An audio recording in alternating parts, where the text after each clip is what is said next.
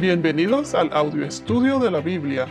A continuación, la lectura de las Escrituras, una breve explicación y los versículos que se relacionan. En el capítulo anterior vimos que Abraham ya estaba viejo en edad. Su esposa Sara había fallecido y le hizo jurar a su siervo de confianza, que encontrara una mujer o una esposa para su hijo Isaac. Él le pidió que se lo jurara en nombre del Señor, en nombre de Dios. Después de todo, recuerden que Dios le había prometido a Abraham una gran descendencia, tan grande como el número de las estrellas, o sea, incontables. Es por eso que su hijo Isaac debiese de tener una mujer digna para él. Y Dios le puso condiciones. Le dijo que no tomara mujer para Isaac de las hijas de los cananeos. ¿Dónde habitaba Abraham? En Canaán. Vimos que Canaán era una tierra con costumbres bien paganas. Todavía Dios no le había dado la tierra de Canaán a Abraham. Y al Isaac casarse con una mujer pagana, una cananita, esto podría causar una influencia espiritual, moral y hasta cultural hacia Isaac.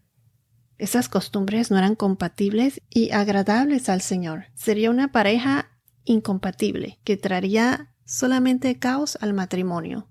Ahora vamos a ver qué le dice el siervo a Abraham en el versículo 5. Les voy a leer el versículo 5 y 6. Y el siervo le dijo: tal vez la mujer no quiera seguirme a esta tierra.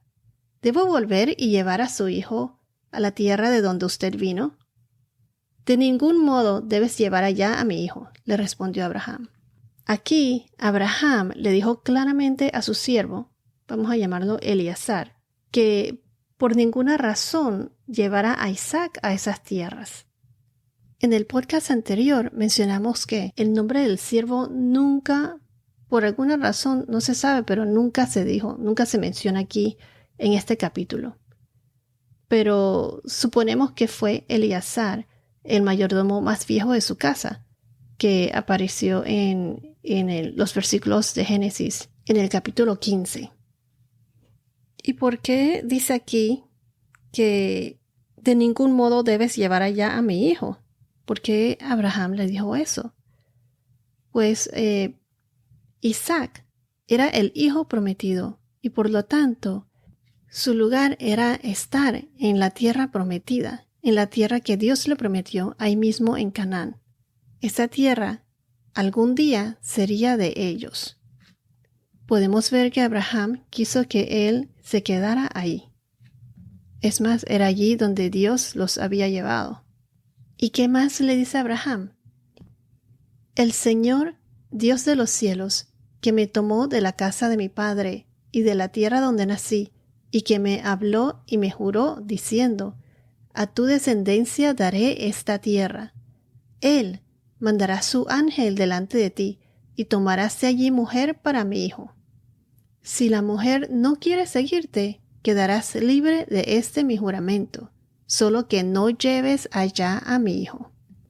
Aquí Abraham fue bien claro con el siervo, que no debería llevar a su hijo, a Isaac, a esas tierras.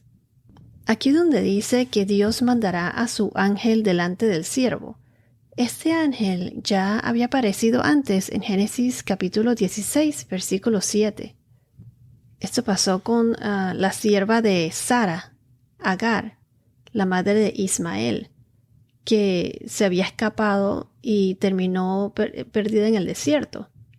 Y también este ángel del Señor aparece en Génesis capítulo 21, versículo 17, cuando Dios oyó la aflicción de Ismael que lloraba, y el ángel de Dios llamó a Agar desde el cielo. Recuerden que Ismael fue el hijo que tuvo Abraham con la concubina, con Agar, y por ser parte de la casa de Abraham, pues Dios lo bendició. Dios le dijo a Abraham, en aquel entonces Abram, que en él serían benditas todas las familias de la tierra. Esto fue en Génesis 12. Él también bendició a Ismael con una gran descendencia. Pero recuerden que el hijo de la promesa, ese fue Isaac. Otra condición fue que si la mujer no quisiese seguir al siervo, Eleazar estaría completamente libre de cumplir lo acordado. No estaría atado a ese contrato. Recuerden que si el siervo no cumple lo acordado, él podría pagar con su vida por no cumplir esa promesa, porque él lo juró por Dios. Y por lo tanto, esa promesa no se podía romper. Tanto Abraham, o sea, si Abraham hubiese muerto mientras el siervo estuviese buscando mujer para Isaac, esta promesa todavía sería válida, porque tanto Abraham como su descendencia, su hijo Isaac y todos los demás, pues se asegurarían de que este contrato estuviese vigente todavía. Y si lo rompe, tendrían el derecho de aplicar las consecuencias. O sea, pagaría con su vida. Entonces vemos que habían varias condiciones. Primero, que la mujer no podía ser cananea, hija de los cananitas. Segundo, que debería ser de la tierra de sus parientes. Tercero, que si la mujer no quería seguirlo para encontrarse con Isaac, que de ningún modo Isaac debería ir para allá. El lugar de Isaac era allí en Canaán, que aunque no era la tierra de ellos todavía, esa era la tierra prometida. Otra cosa es que el ángel del Señor lo iba a guiar. Y por último, si la mujer se rehúsa a seguirlo, él quedaría libre del juramento. ¿Y qué hizo Eleazar? ¿Qué le respondió Eleazar? Versículo 9. El siervo puso la mano debajo del muslo de Abraham, su señor, y le juró sobre este asunto. Podemos ver aquí que el siervo estuvo de acuerdo y se lo juró en nombre del Señor. Y para sellar este juramento, como lo discutimos anteriormente, y como dice aquí, el siervo puso la mano debajo de el muslo de Abraham. Esto selló el pacto, el juramento que le hizo a su patrón, a su amo Abraham. Y la costumbre de aquella época, como lo mencionamos anteriormente, para sellar este pacto era poner, ya discutimos lo que significaba poner la mano debajo del muslo, en donde se encuentra la señal que Dios les había impuesto, que es la señal de la circuncisión, porque estaban jurando en nombre de Dios debajo del muslo, porque es un juramento que estaría vigente con Abraham, y no solo con él, sino que seguiría hasta su descendencia, y que solo terminaría hasta que se llevara a cabo esa misión, la de encontrarle una esposa para Isaac. Versículo 10. Entonces el siervo tomó 10 camellos de entre los camellos de su señor, y partió con toda clase de bienes de su señor en su mano. Se levantó y fue a Mesopotamia, a la ciudad de Nacor. Aquí donde dice que el siervo tomó 10 camellos. Esto demuestra todas las riquezas o lo rico que era Abraham. En aquel entonces, la gente que eran ricas generalmente tenían un solo camello, normalmente. Tener un camello es como tener un auto de lujo o tener un yate. No cualquiera podía tener camello en aquel entonces. Y Abraham tenía muchos. Dios lo bendijo con muchas riquezas. El siervo de Abraham iba en caravana con 10 camellos llenos, o sea, cargados de toda clase de bienes de Abraham. Joyas, ropas de lujo, con cosas de mucho valor, pues. ¿Y por qué cargaba con tanto? La costumbre en aquella época en relación al matrimonio es diferente a la que muchos no estamos acostumbrados en ciertas partes del mundo. Generalmente hay un periodo de noviazgo, o sea, cuando la pareja se compromete. Pero en la costumbre hebrea, en la época de la Biblia, la época de Cristo, pues es diferente. Lo que para nosotros sería el compromiso, para ellos no es un simple compromiso, sino que es como un vínculo más fuerte, es un contrato, un pacto. Es ya como si estuviesen casados, pero sin haber sido consumado. La parte que se relaciona como lo que es un compromiso para nosotros especifica que una novia es adquirida por un novio de la siguiente manera. 1. Implica que el novio salga de la casa de su padre y viaje a la casa de la novia para comprarla. O sea, comprarla por un precio. Entonces el novio da lo que le dicen una ficha. En inglés la traducción es token, T-O-K-E-N, una ficha. O un dote, que también se le dice dowry, D-O-W-R-Y. Entonces el novio da una ficha o un dote y su valor debe ser conocido por la novia. En otras palabras, un dote es el precio o el pago hecho por el novio como regalo a la familia de la mujer que se deseaba por esposa. En todos los casos, la esposa solo se puede adquirir con su consentimiento. Ese contrato antes del matrimonio, o se le dice ketubah, K-E-T-U-B-A-H. Ese contrato o ketubah se establece y a partir de ese momento la novia se santifica o se separa. Es decir, se separa exclusivamente para su novio. Prácticamente está casada, pero sin el matrimonio haber sido consumado. Y es costumbre que el novio y la novia beban una copa de vino sobre todo lo que se ha dicho. Es una bendición de compromiso cuando beben la copa de vino. En otras palabras, el ketubah es la parte que se compara como lo que es para nosotros el compromiso, pero es la parte en que la esposa solo acepta la propuesta de matrimonio.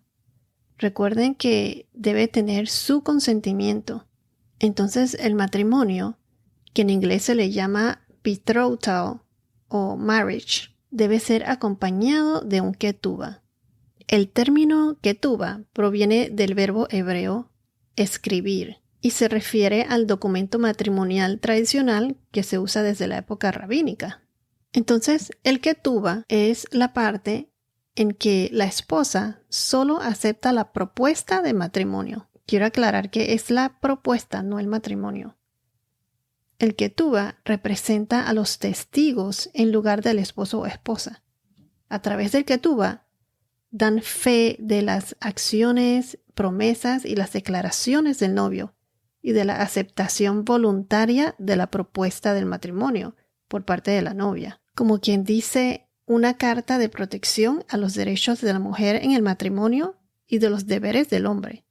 Así le sería más difícil al hombre de divorciarse y requería dinero para ser pagado por el marido en caso de divorcio y la protegería también de cualquier propiedad que pudiese ser de ella al final del matrimonio. En aquella época, vivir con una mujer sin un ketubah se consideraba concubinato. La diferencia entre una esposa y una concubina es que la esposa tiene un ketubah y una concubina no. Entonces, el regalo en efectivo le llaman mohar, M-O-H-A-R. En este capítulo vamos a ver que Eleazar, o sea, el sirviente de Abraham, dio cosas preciosas a la familia de Rebeca, a la madre, al padre, al hermano también. Así como también veremos más adelante que Jacob, el hijo de Isaac, le dio 7 años de servicios o de labor a Labán por Raquel. que era la hija de Labán. Abraham tiene por hijo a Isaac. Isaac tiene por hijo a Jacob. Y Jacob se quiso casar con Raquel, la hija de Labán. Labán, que recuerden que es el hermano de Rebeca, la esposa de Isaac. Entonces, el ketubá es un contrato antes del matrimonio. Yo lo entiendo como si fuera como un prenup, o sea, un acuerdo prematrimonial, donde estipula las obligaciones financieras del esposo que resulta del matrimonio. Después de esto, pasan a las 2 etapas del matrimonio. El compromiso, que le dicen Kiddushin, K-I-D-D-U-S-H-I-N, que significa santificado. Y la segunda etapa es la consumación del matrimonio. Le dicen Nisuin, no sé si lo estoy pronunciando bien, N-I-S-U-I-N, traducido como elevación. Kiddushin no es compromiso como lo entendemos. Tiene un significado mayor que eso, mayor que un compromiso. Es el acuerdo vinculante, o sea, ese pacto, el contrato, en el que la mujer se considera legalmente la esposa del hombre. O sea, ya era como si estuviesen casados, pero sin la consumación. En ese entonces era costumbre separar el Kiddushin y el Nisuin por 1 año o hasta 1 año. Durante ese tiempo, el novio construiría el hogar conyugal, o sea, su casa o vivienda para el matrimonio. Y cuando la casa estuviese terminada, el padre del novio le daría su aprobación y le diría al novio que ya pudiese reunirse con su novia. Sin embargo, la novia y el novio no se les permitiría vivir juntos como marido y mujer hasta que se complete la segunda etapa, o sea, el segundo paso, que es el Nisuin, la consumación. A lo mejor ustedes se preguntarán por qué me tomo el tiempo explicando todo esto, porque es muy importante saber la tradición de cómo era la boda hebrea, porque vamos a ver más adelante con más detalle, al final de este capítulo, veremos el significado espiritual entre la boda de Isaac y Rebeca y entre Jesús y los creyentes, nosotros los creyentes.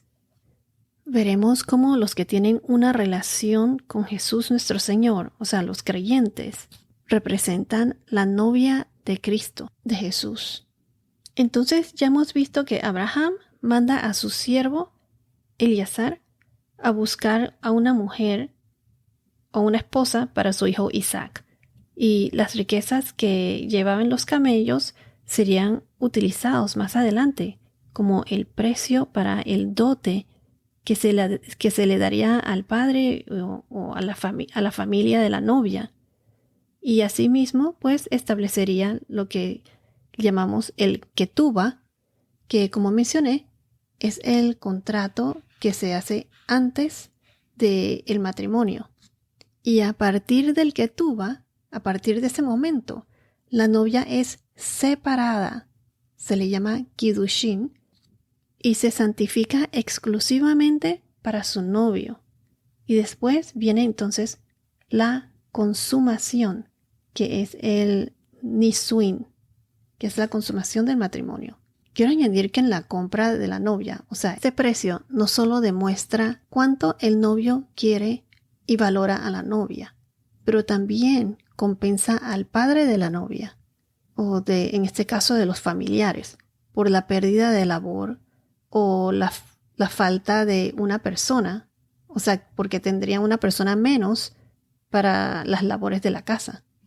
En otras palabras, para resumir, una vez que la pareja entra en este convenio llamado ketubá, pasa al kadushin, y esto era estar legalmente casados en todo aspecto, excepto por la consumación física de la boda, que era el nisuin. Pero estaban espiritualmente atados. El ketubá consiste en todas las promesas del novio hacia la novia, delante de los testigos. Promesa que la novia atesoraría y sería como su más preciado tesoro. Nosotros, los creyentes, representamos a la novia de Cristo. También tenemos un contrato matrimonial con nuestro novio, con Cristo nuestro Señor. Nuestro contrato es la palabra de Dios. Son las Escrituras, la Biblia, que nos muestra todo lo que nos corresponde como novia de Cristo. Todas las promesas de la palabra de Dios son para nosotros. Es nuestro más preciado tesoro. Como novia de Cristo, tenemos derecho a ellos. Son parte de nuestro contrato, el ketubah. La Biblia, para nosotros, la palabra de Dios, es nuestro ketubah. Y como mencioné antes, todas las promesas de la palabra de Dios son para nosotros. Y como novia de Cristo, esperamos a que Él venga por nosotros para habitar en nuestra nueva y verdadera casa, que Él está preparando para nosotros. Todo esto lo veremos con más detalle al final del capítulo. Bueno, esto es todo por ahora. Que tengas un día muy bendecido y hasta la próxima.